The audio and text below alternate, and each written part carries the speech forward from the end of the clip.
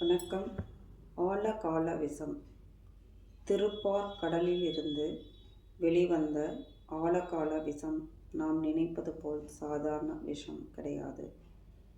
பல்லாயிரம் மைல்களுக்கு அப்பால் இருப்பவர்கள் கூட அதன் வெப்ப கிரணங்களால் பஸ்பமாகி விடுவார்.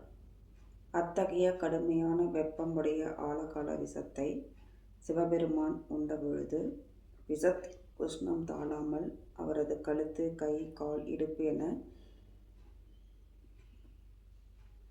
திருமேனியின் எல்லா பாகங்களிலும் இருந்த நாகங்கள் எல்லாம் தரையில் இறங்கிவிட்டன. சிவபெருமானின் உச்சந்தலை ஜடாமுடியை அலங்கரித்த சசபிந்து என்னும் நாகம் மட்டும் அந்த கடுமையான ஆழகால விஷத்தின் வெப்பத்தையும் பொருட்படுத்தாமல் சிவ பஞ்சாட்சர ஜபத்திலேயே லயித்திருந்தது.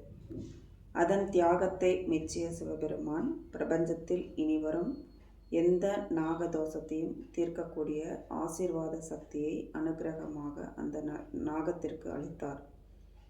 சசபிந்து நாகம் மனித உருவம் கொண்டு மகரிஷியாக தூணில் அமர்ந்து அருளாட்சி செய்யும் திருக்கோயிலே திருச்சி தெப்பக்குளம் அருகே உள்ள ஸ்ரீ நாகநாத சுவாமி திருக்கோயில் ஆகும்.